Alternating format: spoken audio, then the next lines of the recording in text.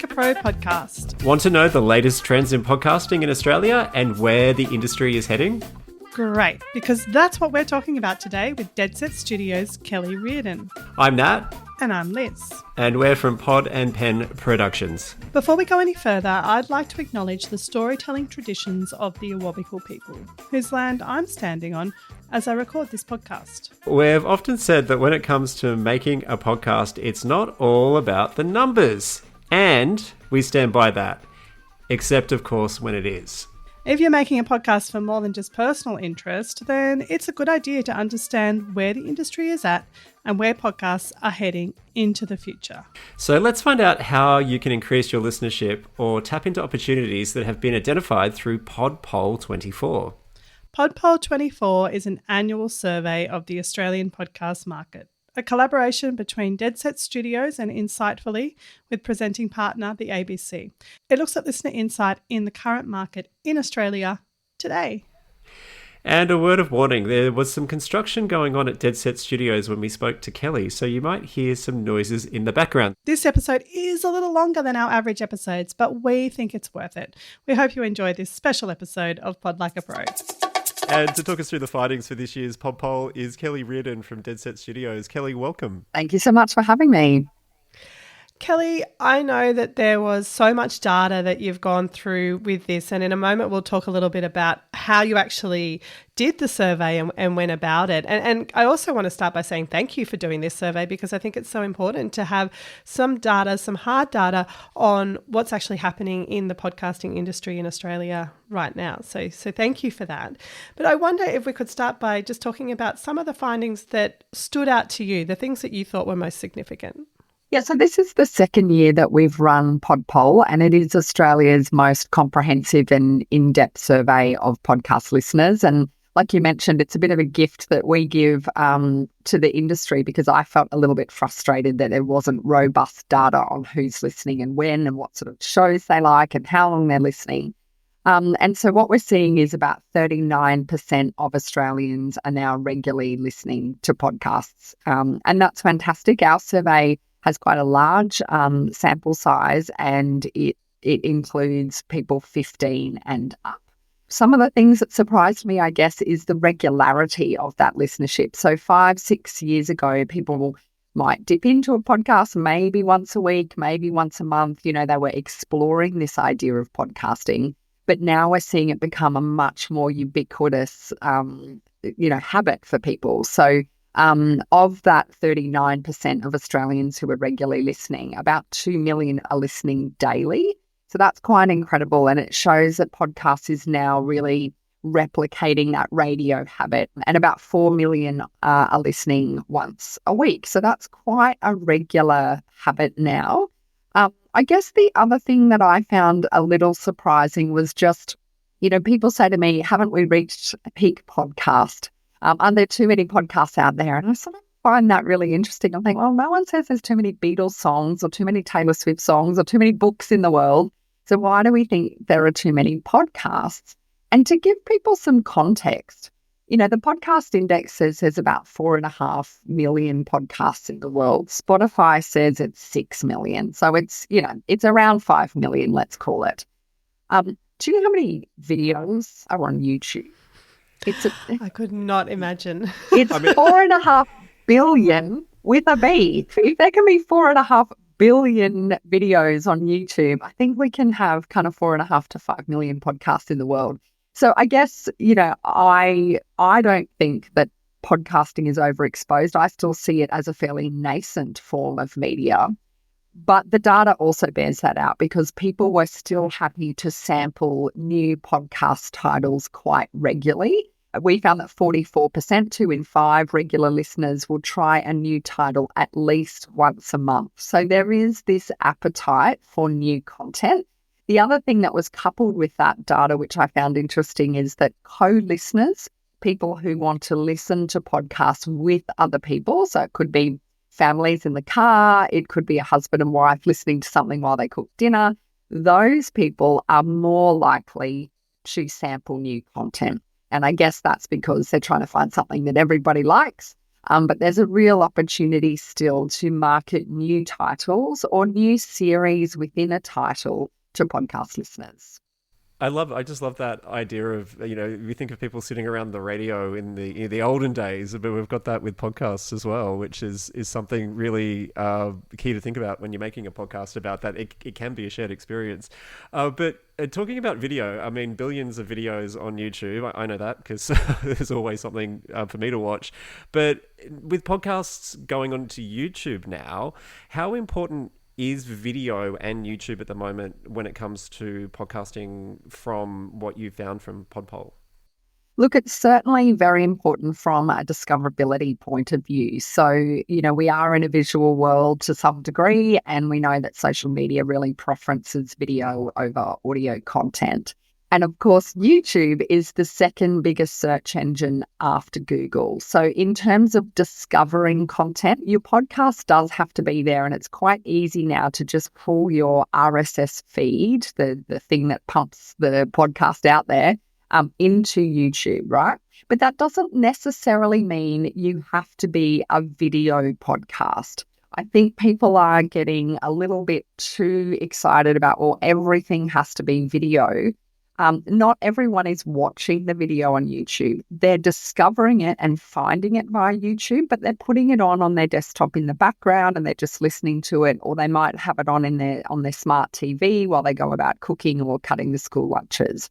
Yes, there are some podcasts that make sense to do as a podcast, right? So if you look at Joe Rogan, the most successful kind of podcast and podcast in the world, it's a straight interview show, so it doesn't need to be cut down. It's not a built, narrative show.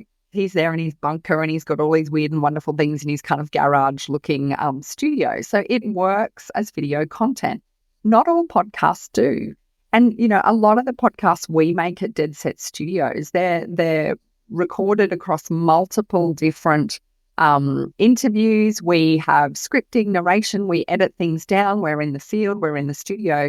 If you think about Serial, one of the biggest kind of narrative podcasts in the world, you can't do that show as a video. So I think people are getting mixed up about what doing video means. And my advice is figure out what works in terms of resourcing for video. That might just be really short clips, putting things on, the short form version of YouTube with YouTube Shorts. It might mean just having your artwork or a series of photos that scroll through.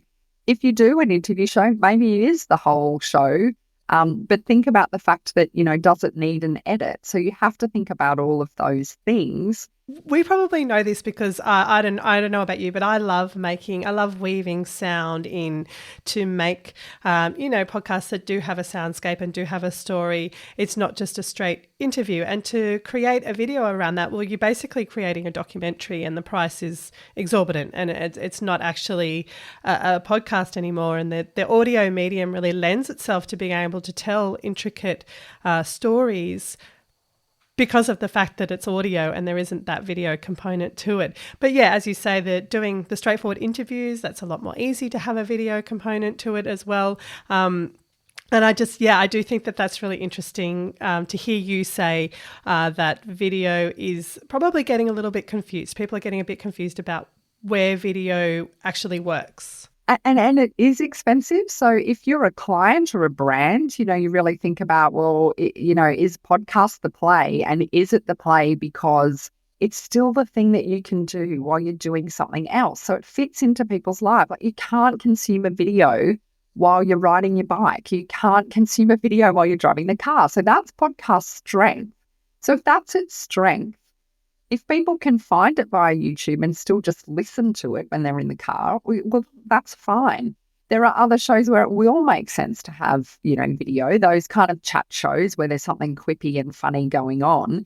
But I think you have to go back to first principles and ask yourself, who is our audience? Where is the majority of the audience sitting? What sort of offer have we got? What kind of resourcing have we got?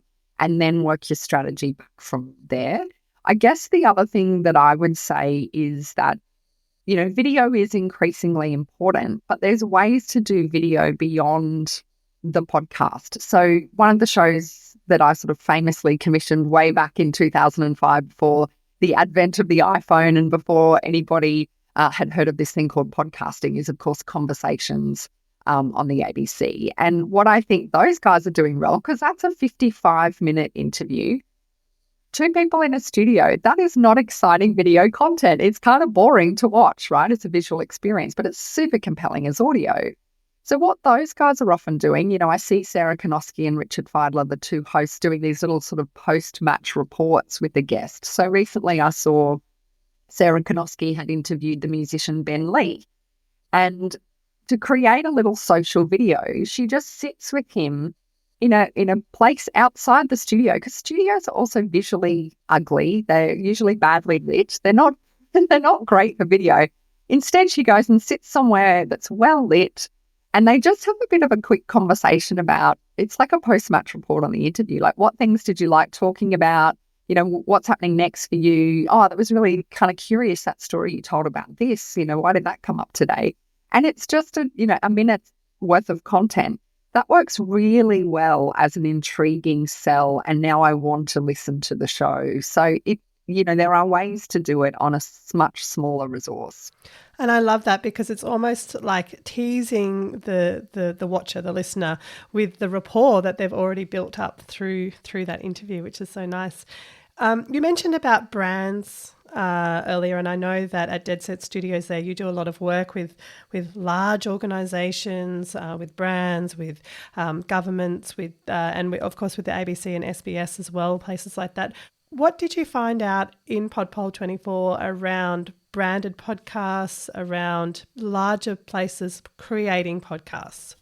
Yeah, so this term branded podcast has sort of come about just to describe something where it's not coming from a traditional media house. Instead, it might be the Commonwealth Bank might have a podcast about how to save your money and save for a house or something like that. Or Lululemon might have an exercise podcast or a yoga podcast, right? So it's this idea that organizations and brands have a story to tell and subject matter expertise. So when we say brand, it's not always, it's not necessarily, McDonald's or Coca-Cola trying to flog a podcast at you. Often it's NGOs, it's organisations who have subject matter expertise. So, for example, we do a podcast with Dementia Australia, and it's called Hold the Moment. And it's for people who are going through, a family member, a loved one has dementia, and they need help with how to navigate that. And so Dementia Australia have a whole lot of experts and resources and knowledge around that. And they know that there's 1.6 Australians who are impacted by dementia, and then there's all of their carers. So millions of people need this information. So what we do is create a podcast that fills that need. And so we asked in PodPoll24, we asked people, are you happy to listen to a podcast from a brand? Because I'm always interested in, are people okay with that? Can they tell the difference? Whether it comes from Dementia Australia or a media company, as long as it's about dementia and it's rigorous, useful information, does it matter? And sort of 49% of people told us they were happy to hear a podcast from a brand that they sort of know and trust. And what I think is incredible about that now is people are actually more willing to listen to that. And that because it's rich content, it's full of experts, it's got credible information, it's often done in a storytelling style. They're more happy to listen to that than, say, sit through a 30-second ad with a cold network voice done in a radio voice style and an ad coming at you about this.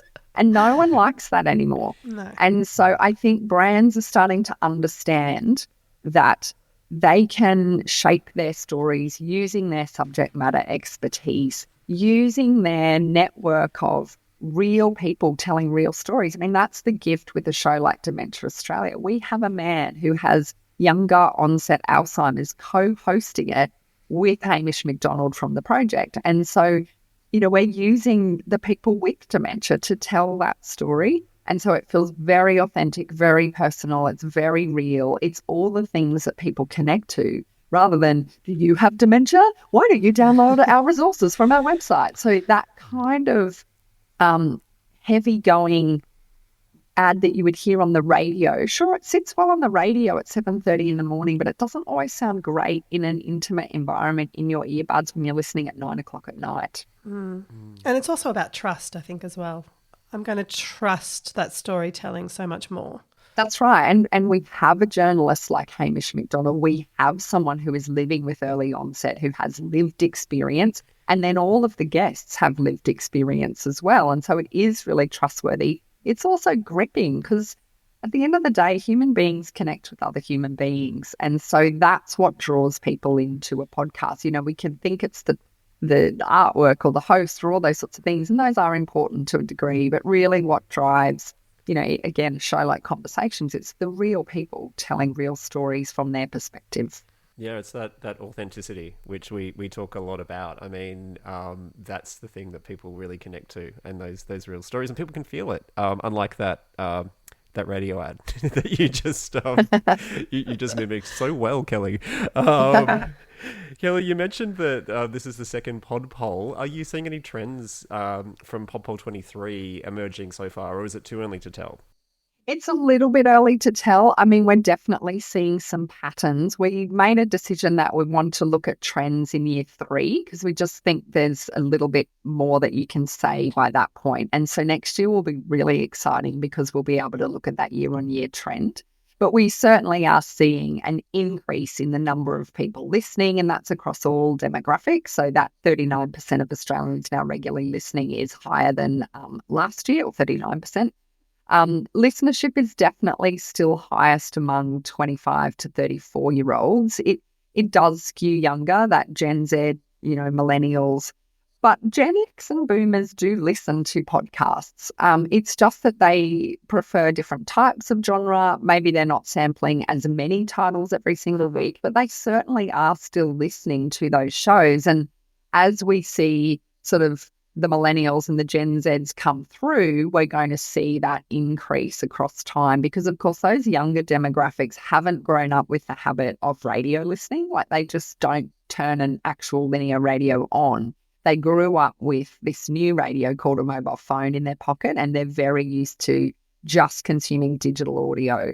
They're used to a podcast app. They understand how to find content. You know, that's still perhaps a barrier for some boomers, for example. But I think the more that, you know, the time goes on, we're going to see that listenership expand. I wonder if there'll ever be a day where people will go, oh, podcasting, oh, that's something my grandfather used to, or grandmother used to listen Probably. to. But we're not there yet. So, No. Yeah, so still haven't reached peak podcast. Kellie, thank you so much for your time and the insights that you gained from PodPoll24. Thanks so much for having me. If you'd like to find out more about how you and your workplace can take advantage of the current market to make a podcast that cuts through, then head to podandpen.com.au to find out more. We love working with forward-thinking organisations to help you get your message out there. Until next time, happy listening.